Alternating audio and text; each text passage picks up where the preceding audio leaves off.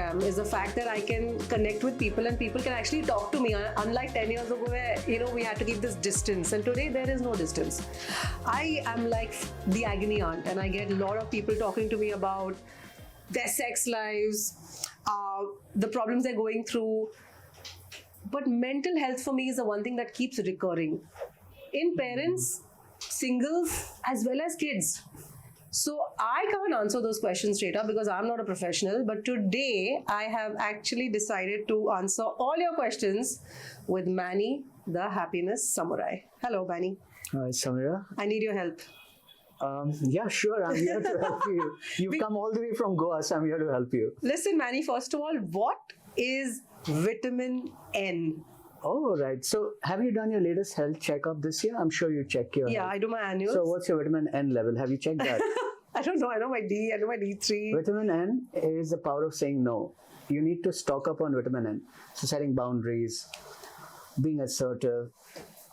The movie Pink, no means no. Otherwise, people are all over to trample you. You give them a finger, they take your hand, they take your body. So, N is very, very important. And basically, it's reducing choices in life. That's really what it is. Basically, saying no and not worried about what other people think, basically, but what's more important for yourself. Absolutely, for self-preservation. So this people pleaser thing, which I think even all of us grew up with, the fact that only if you're a people pleaser will you be able to get ahead or feel loved, and this conditional space that we have is something that I know is very, very prevalent. You think it's in India or it's all over the world? I think it's all over. I've lived in multiple continents. Comparing yourself with the Jonases, I think that really needs to stop. The only thing you need to compare is what you were yesterday. Are you better than that? If you're doing this consistently for days, weeks, months, years, you'll be unbeatable. That's really what it is. So basically, I'm just going to say no. Yeah, it's very powerful. It's very liberating when you say no. It is, for sure. Toxic people, toxic circumstances. So what is this red flag and green flag in the dating game? Actually, I see it a lot on the gram and I don't get it. Okay, so first I can call you Sam. I think I'm more comfortable Yeah. calling you Sam. So it's very old-fashioned good traits, bad traits, really what it is. So when you mentioned dating, I want to tell you something really funny that happened this weekend. My son lives in Pune. I'm a single dad. He lives with his mom. And we really have a very transparent relationship. So if I'm going on a date, he knows who I'm going on a date with. He potentially screens that, right? So I said, Max just turned 8, my dog, right? So good way of establishing a green flag for me is to tell the girl that Max has his birthday this weekend. Would you like to come over? If she loves dogs, it's a green flag. You get that? Okay. So potentially my son said then, Dad, Max is going to have multiple cakes this year. Okay. So that's a green flag. That's a good joke. Okay. Yeah, that's a green flag. Okay. A red flag is a girl who says, you're a single dad. Potentially that's going to not go down well. So that becomes a red flag for me. So if before I start dating someone, if she's a bit concerned about me being a single dad, then potentially when you invest in a relationship, it's going to be toxic. Because then she's going to be competing for my time with him, and that's really not what it is. Everyone has a space, right? True. Your child has a space, your mother has a space, your dog has a space, etc. So a girlfriend or a partner should not feel threatened. So that's a green flag, red flag kind of thing. Intense. In a dating perspective, but there's a lot of it on the gram.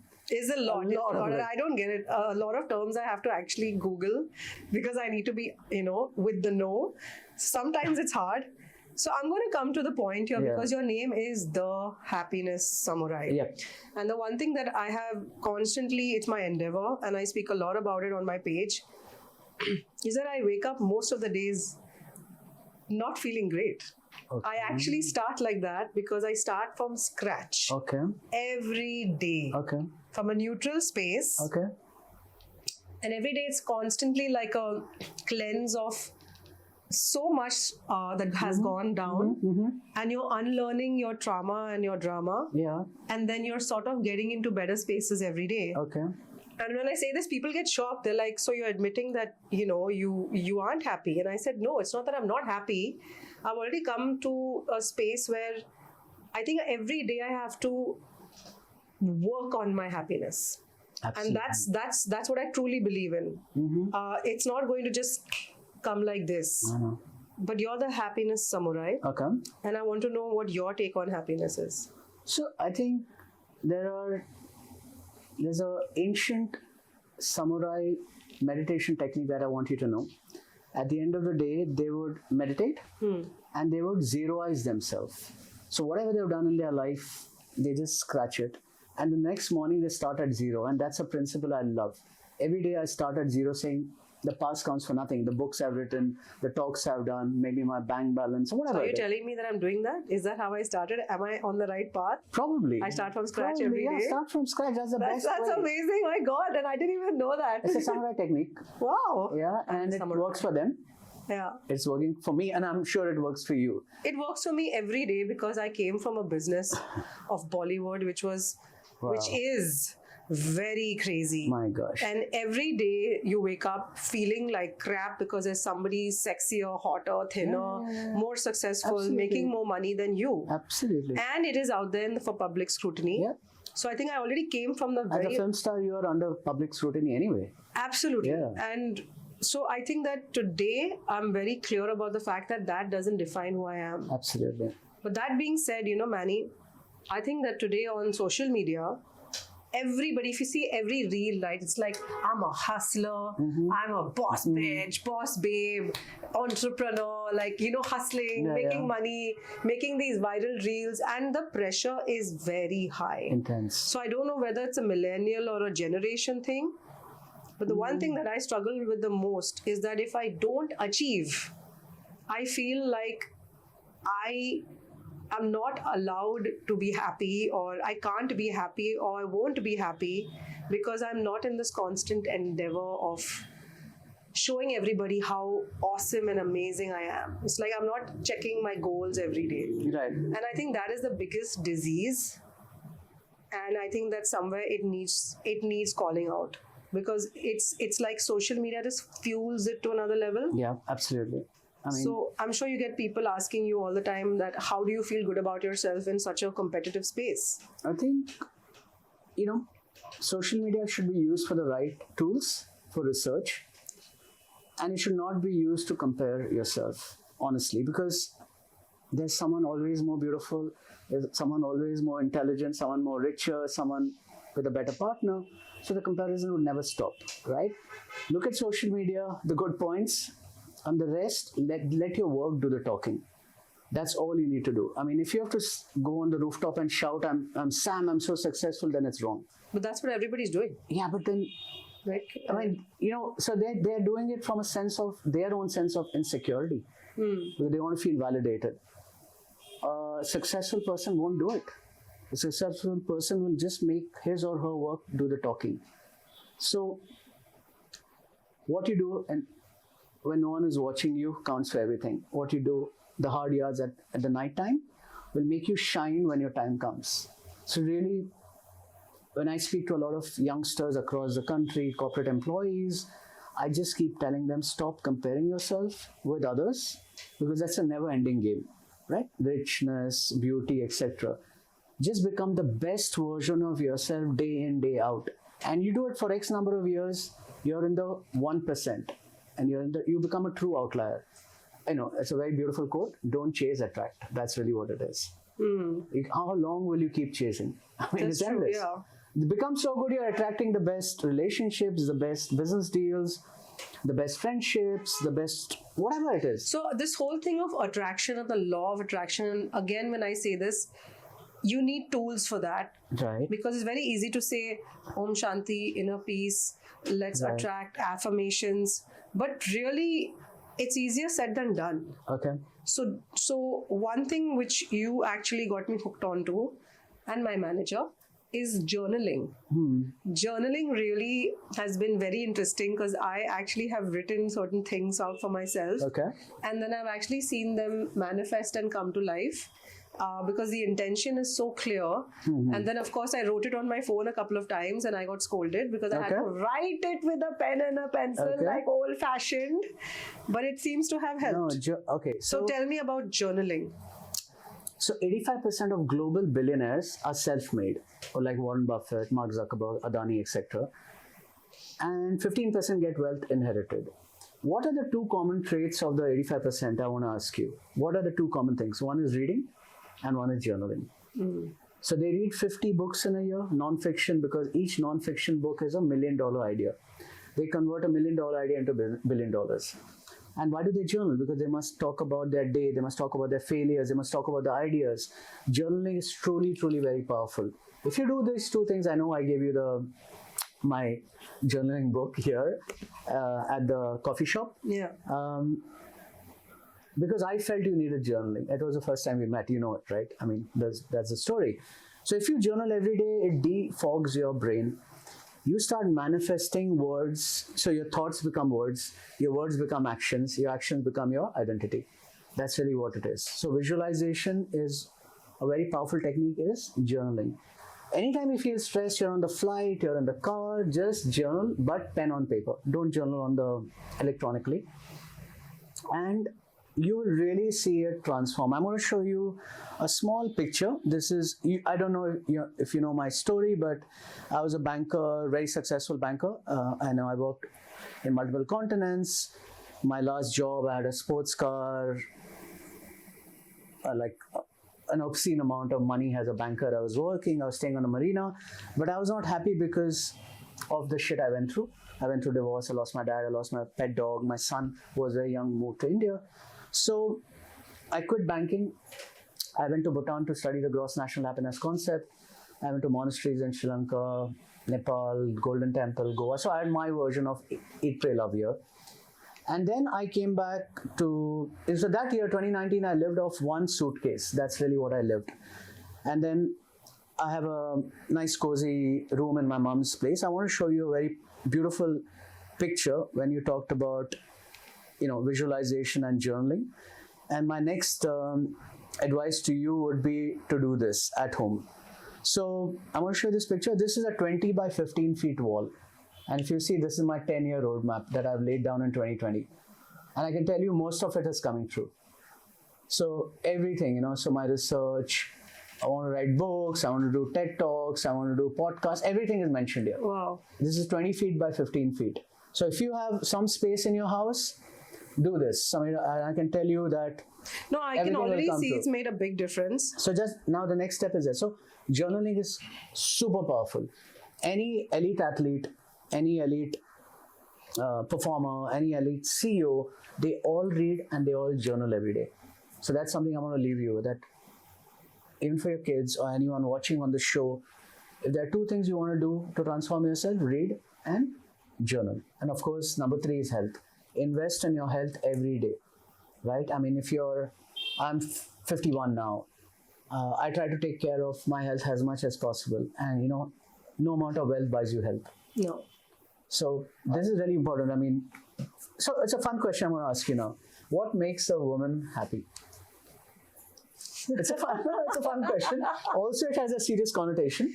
What makes a woman? See, it's very individualistic. Like, because I know someone who'd be happy with a Louis Vuitton bag, and I wouldn't. Right. What do you think makes a woman happy? It's so generic, that thing, but in today's social context, I think, as I said, for a woman, it's what's lacking in her space right now. Yeah. And is what do you think society should?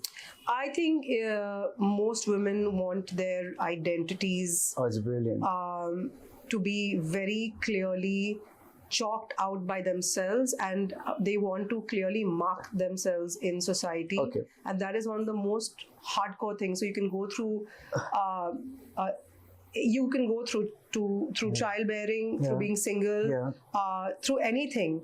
But I think that there is an underlying space where all women want to emerge. And you can go through points where you say, I want to be loved, I want a bag, I want money, I want shopping, I want to be married. But it all somewhere breaks and comes down to you. So it's a brilliant answer. I don't know if you're a mind reader, but you read the answer, right? It's basically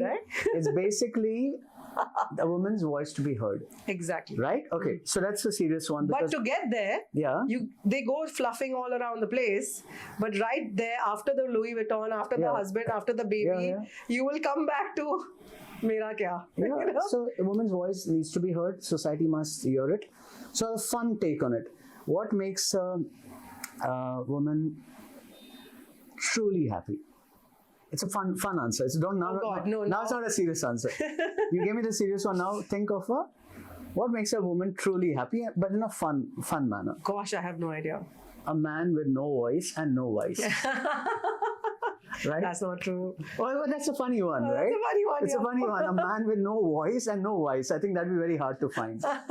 So, so there was this. So I do interviews and I do talks, etc. So I do ask a lot of single women and men, what are they seeking? So most single women would say a disciplined man, a man who self-made, who respects women, few traits. And I said, there's only one place where you find a man like that, at Tihar jail. They wake up at 5. First of all, why are there so many single people? It's like an epidemic. I cannot even, first of all, forget about our gen. Like Right. I feel even so many girls in their 30s, 20s, 30s, 40s. yeah, saying I'm single. Like, they all ask me because I had a kid at 41, right? So Wow. many of them ask me, they're like, how did you do it? I'm like, Okay. And Oh, you're at 41. Wow. yeah, That's amazing. Yeah, and natural. So Oh, that's it's amazing. like, I mean, I don't know anyone at 40 who has a very tough. Yeah, Very tough. And the thing is that I was very determined though. Lovely. And the whole point is, so I get a lot of girls asking me like, but I've question back is always, how come so many single people are there and what's going on? Is it that the expectations are too high? Is it that they want it perfect and that's why it's not matching up? Mm-hmm. And it's both men and women. So why aren't they meeting each other, man? Okay, so there's a couple of reasons. One is, I think we as a society have become more demanding of our choices. So you want someone who's educated, someone who's financially well, someone who speaks well, etc. And we are refusing to accept people with rough edges. So when we go back 20 years ago, you probably started dating someone, he wasn't perfect, but you grew the relationship, right? Today you want you want a 10 on 10. That doesn't happen. And then you get disillusioned because there is no 10 on 10. And then there's so many divorce rates because people are getting into those relationships and then wanting the 10 on 10 and it's not working out. Maybe they're showing their 10 on 10. And then, No, but there is no 10 on 10, you know it. Yeah. There's no perfect marriage, there's no perfect partner. You have to invest. So the whole point is right now, I think what's really happening is this pressure of the biological clock, pressure of family and, situationships, as we've been told it's called now, are turning into pressured relationships, which are turning into pressured marriages. Yeah. And I think that's also a really big issue right now because that's why marriages are breaking. I don't know how, but I'm pretty sure in the fact that you get a lot of people reaching out to you. Yeah. How do you help people out here?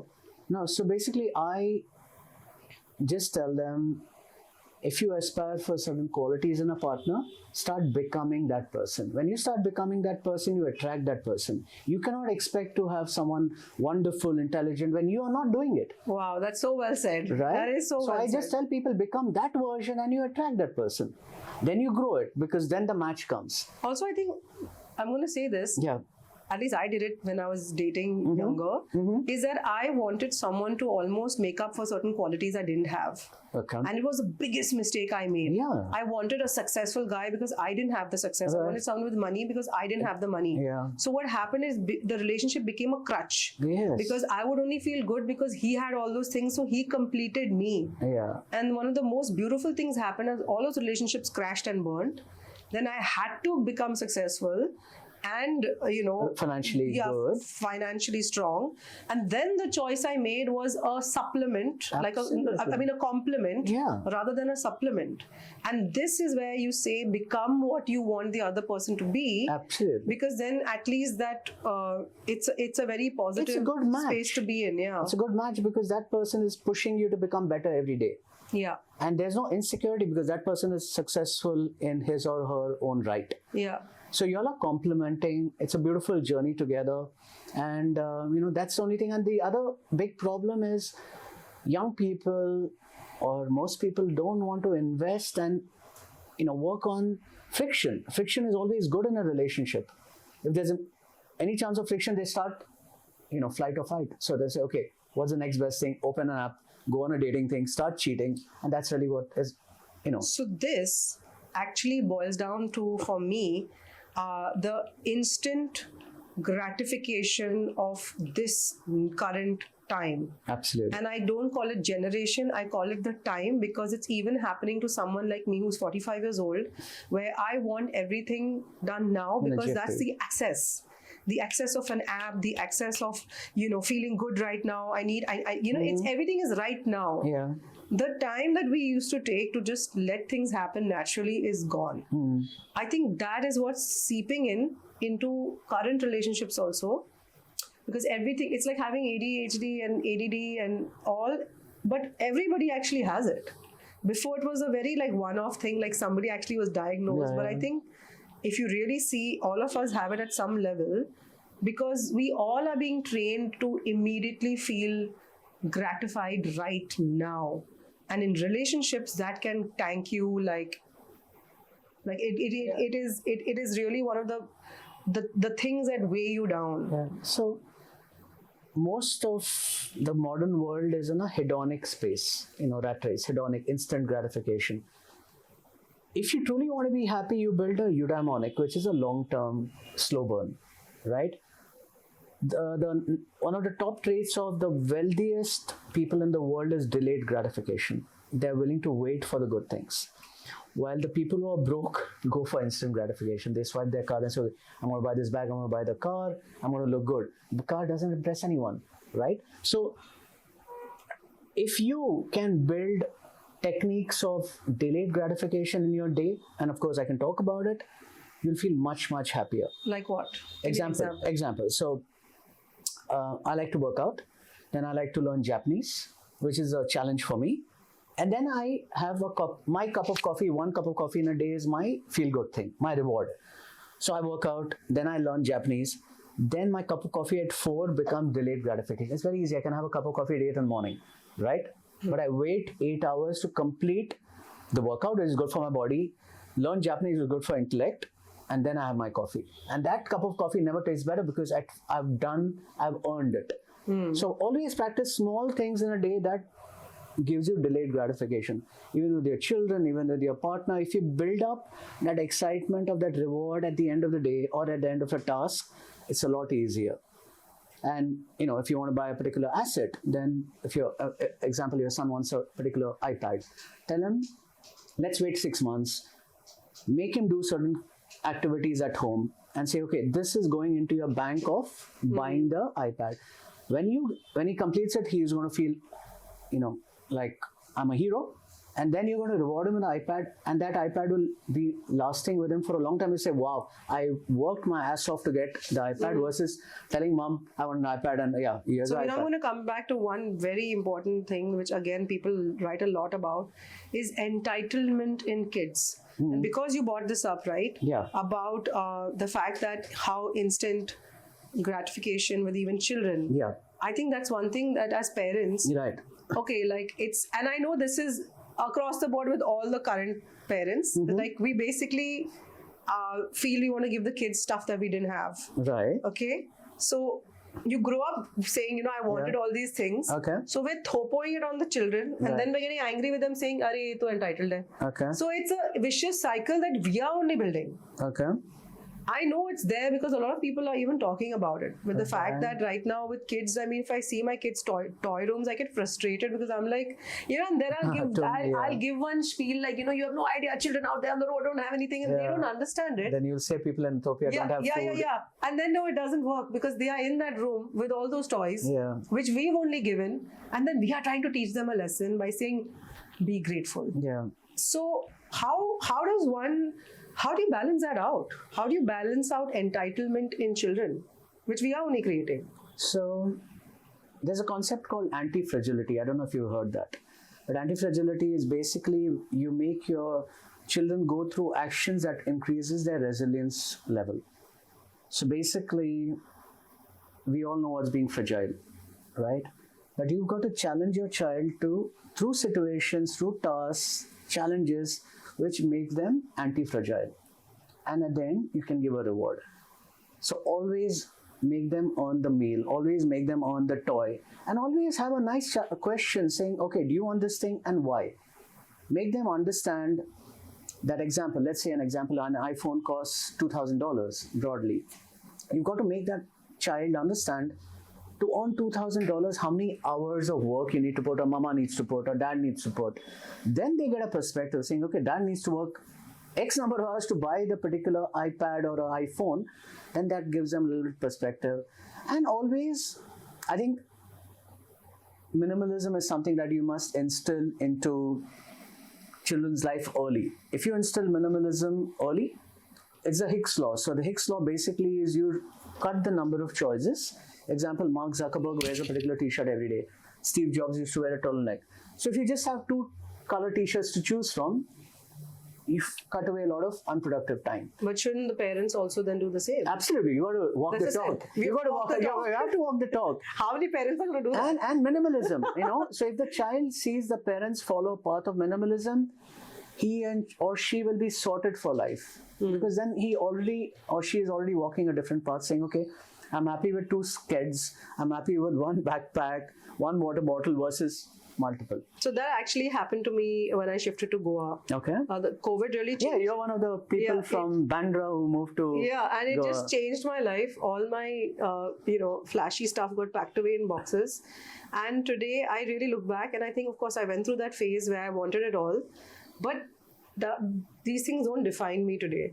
And it's been honestly like a revelation because I feel so much baggage has been dropped. Lighter. I just feel good. Like I could literally go without makeup and just a chill pair of jeans and a top and feel as glamorous and cool as I did with like all those Hazar things on me. But it takes a certain because in society, I mean, I feel like there's so much pressure from all over in terms of how much packaging there's going on, right? For everything, for you, for your kids also, for dating, where do you take for them, where do you eat, no, I'm saying it can go across the board. Yeah. Now I'm going to come to one thing that I think is one of my hot topics today because I think I'm really going through it. Okay. The internet is a buzz. The internet is a buzz about the divine feminine. And first I used to read about it and be like, oh my God, now what is this? Why are people on some trip? But do you know, Manny, that it's one of the things that has truly changed me in the last couple of years. Okay. Because I understand at some level, how I have only taken my own, my vulnerability and that part of me, and I've just pushed her below the table. Because all I want to do is just get out there and be strong. Okay. Constantly show I've got it together. Yeah. I'm the mother. I can pick up this. I can do that. Yeah. I can. Feminism, everything coming all into play, and I feel like most women are just holding it together superficially. Because somewhere our masculine side has come out so much because we're expected to heavy lift. The age has gone where the woman is going to be taken care of and, oh, you don't have to do anything. You're so soft. You're so this, you're so that. The trophy wife. The trophy wife is out the window. Yeah, absolutely.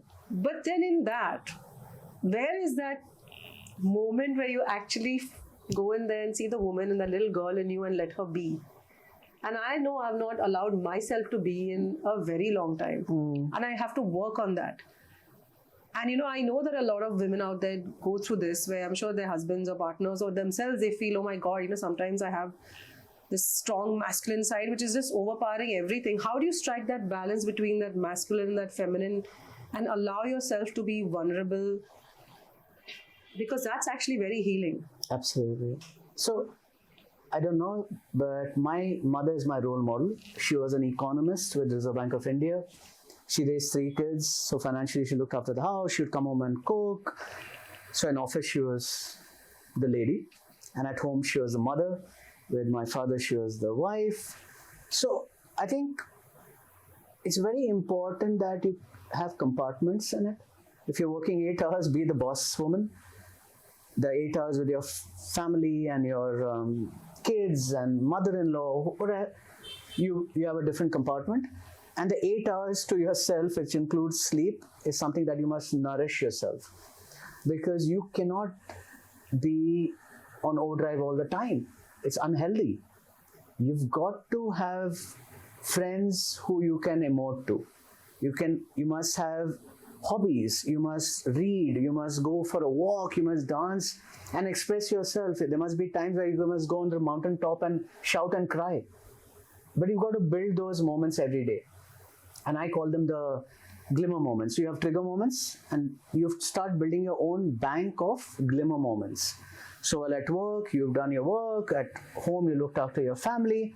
Then you work out, then you read, you dance, have fun with your friends, go for a drive alone. Those are basically glimmer moments. The more you build on it, that's where you get the balance. And that's where people and the external world, in your corporate space, will say, wow, she's as authentic as vulnerable as all of us. You cannot have a Hitlerist kind of personality. You want to have the balance of being a driver at work, because sometimes you need to drive people to achieve their goals, but you also need to be mother-like to them. They must also see that feminine side to you. When they see that feminine side to you, they'll say, she's actually cool. I could actually talk to her about a dating problem. Or I could talk to her saying my mom is unwell. Versus being Hitlerist where nobody's going to open out to you. So, from me, a woman who's intelligent, a woman who's inspiring, a woman who's driven, financially independent, and yet feminine, yet very vulnerable, yet very authentic, that's the sexy woman, right? Because you want to see both sides to it. You can't be just seeing one side to a man or a woman. You've got to see both.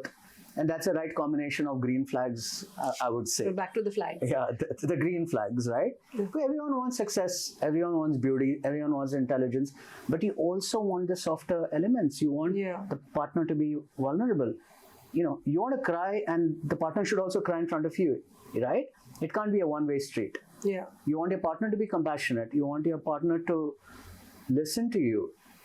Right. So you but also got. How many women write to me saying that their partners don't listen, and they feel that they're not heard, and they feel they are lonely in their marriages because things have gotten disconnected, because somewhere along the way, the children have taken full front and center, and I'm telling you, this is I get every day. Okay.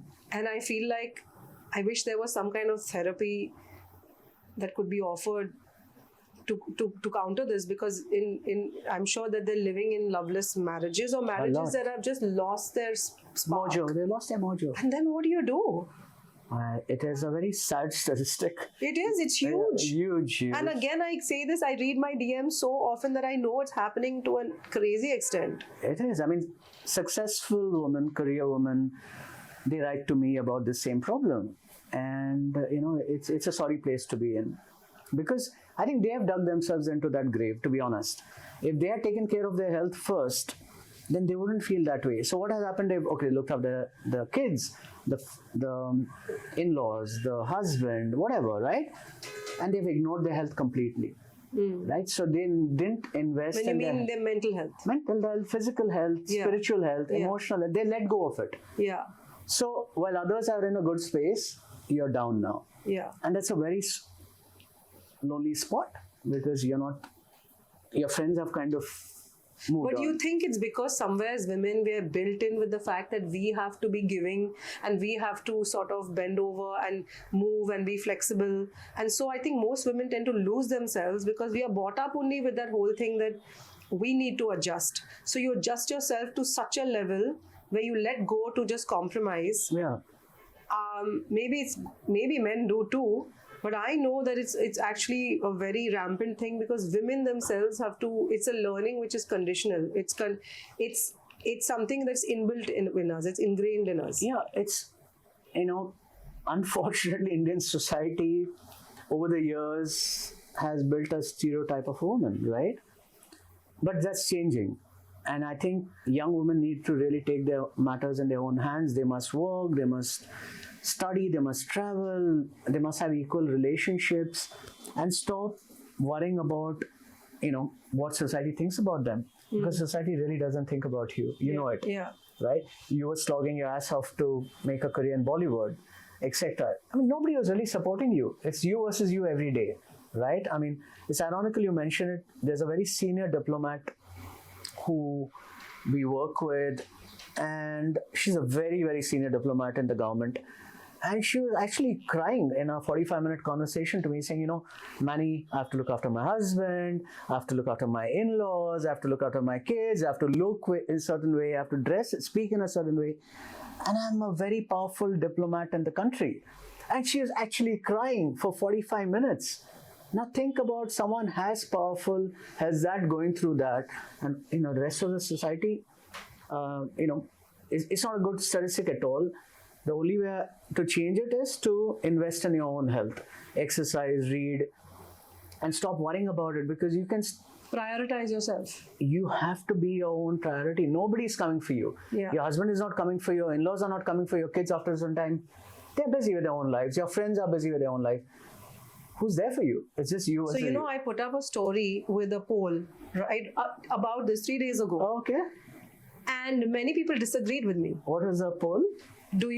Is important to prioritize yourself, because if you are emotionally healthy, will you truly be able to love somebody? Absolutely. And have them love you back? So you have to prioritize yourself first. People are not agreeing with it. And people were not agreeing. What did they want? 60% said yes. Oh. 40% said no. Oh my gosh. Yes. And I was like, why are you saying no? And then one person wrote to me and said, it's crazy that you think that, how can you be with somebody if you're only thinking about yourself? Oh my gosh. And I'm like, no, I don't think you understand. Yeah. If you are not thinking about yourself, you're going to lose yourself, which is going to make you lose this person anyway, because you need to have your own identity first, or you need to feel good about yourself first. Absolutely. So there is a lot of work to be done, which comes to very important thing, the hot topic of the hour. Yeah. It's a Gen Z topic. It's called therapy. Okay. All right. And I'm sure like a lot of people are going to backlash and be like, therapy, it's for people who can afford it. But I think therapy is really important. My parents, I remember if I would talk about it, they'd be like, pagal hai kya? Bakwas hai therapy. Therapy is just rubbish for rich people. I don't think so. I think that if you can afford it, and I'm sure if there are affordable options today, I think it's so liberating to actually open your mouth and say that this is what's bothering you. And maybe if you did, you'd go back and be a nicer sister, brother, daughter, lover, husband, wife. You'd be a better parent. Absolutely. So, Sam, do you know men globally commit suicide 3 times more than women? Currently, 15% of men globally do not have a single friend to call in case of a problem. It's a very alarming number. Number of suicides between age of 15 to 29 is the largest. India is the suicide capital of the world. So it's crazy, this particular issue, nobody is willing to talk about it. COVID happened, probably 6-8 million globally died, 10 million. But mental health kills 14 or 15 million every year. And nobody's talking about it. Of course, it's a lot more open versus 4 years ago, 5 years ago. But therapy should be normalized. Therapy is therapeutic.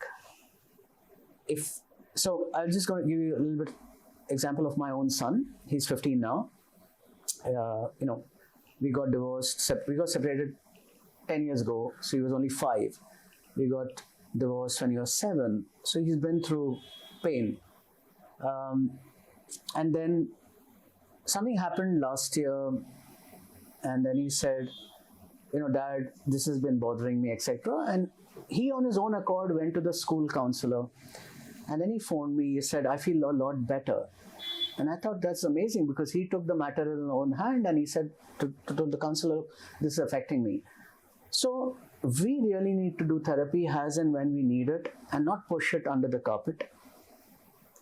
We need to be healed, and sometimes someone else will heal for us.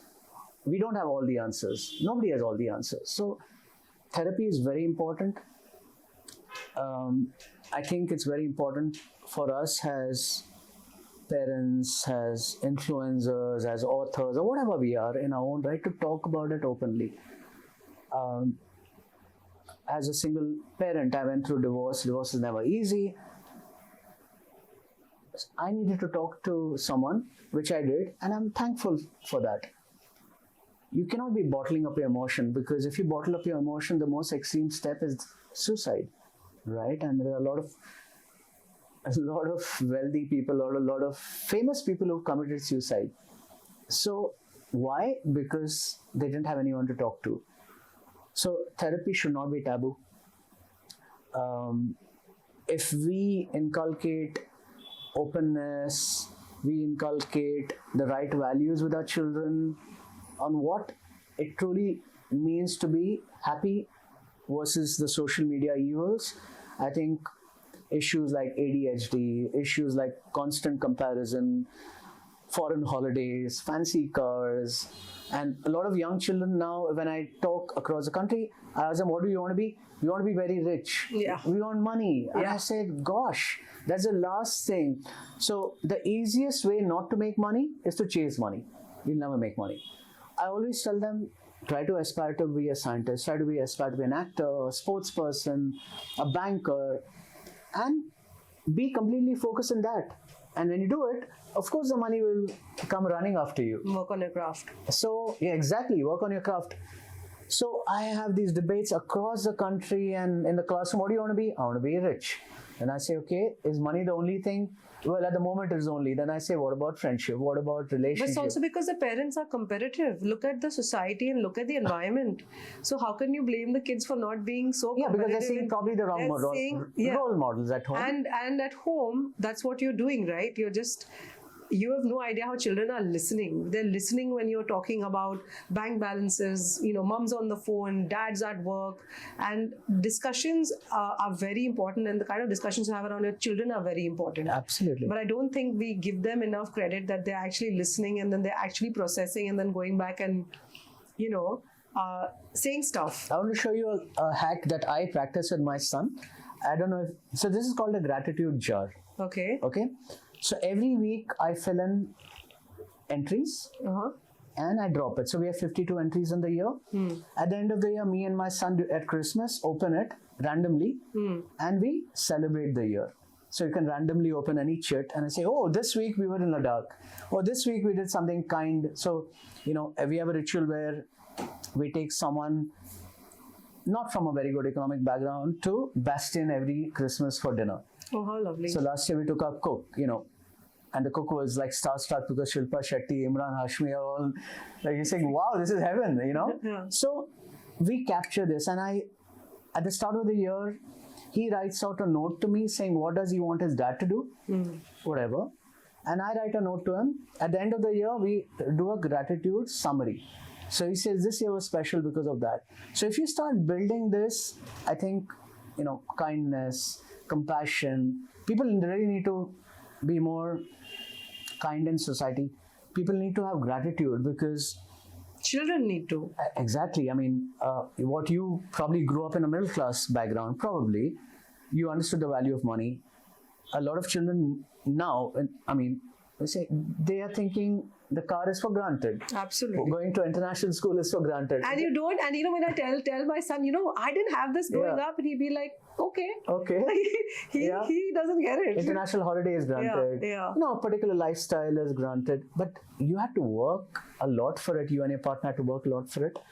So that particular thing is something we can only autocorrect as parents. Make them understand what is the meaning of gratitude, what's the meaning of kindness, what's the meaning of resilience, compassion.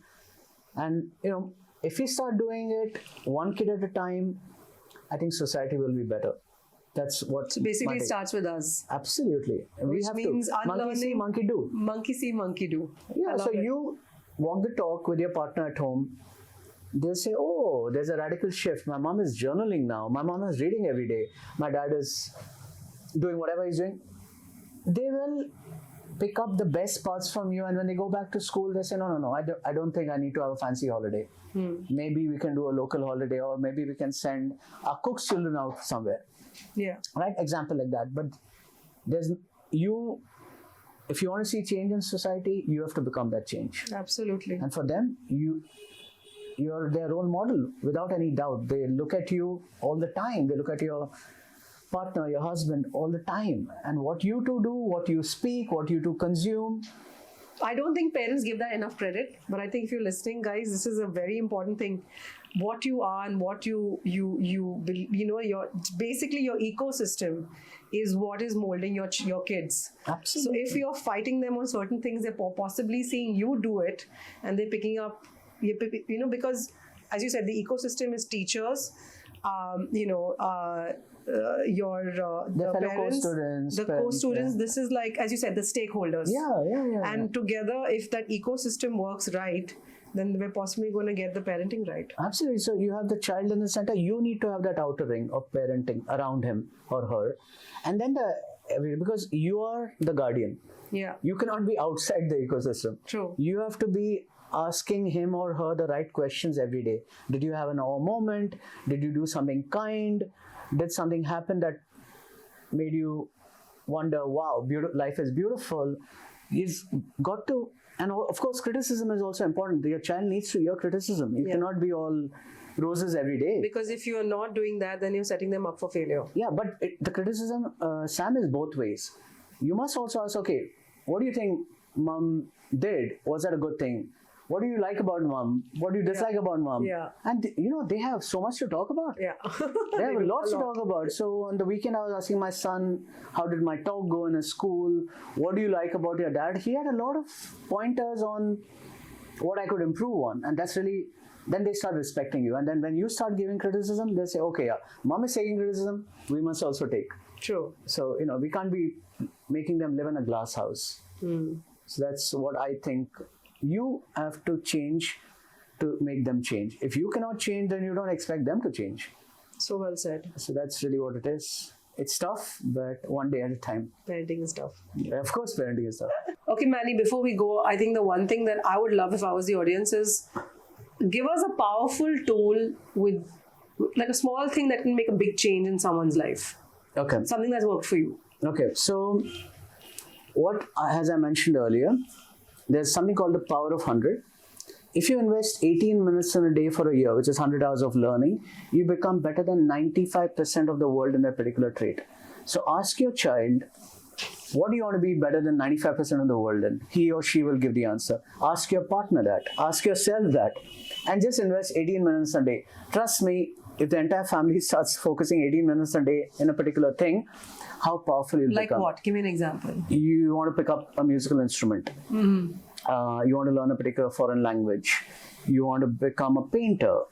Anything. Fitness. Let's say fitness. How many minutes a day? 18 minutes a day. 18 minutes a day. Into 1/8. Yeah, that's into 1 year. It's 100 hours of learning. Wow. Deep learning puts you ahead of 95% of the world in it. That's the homework for today. That's the homework. So if I were to ask you, what do you want to be good at in 2024? Let me ask you that.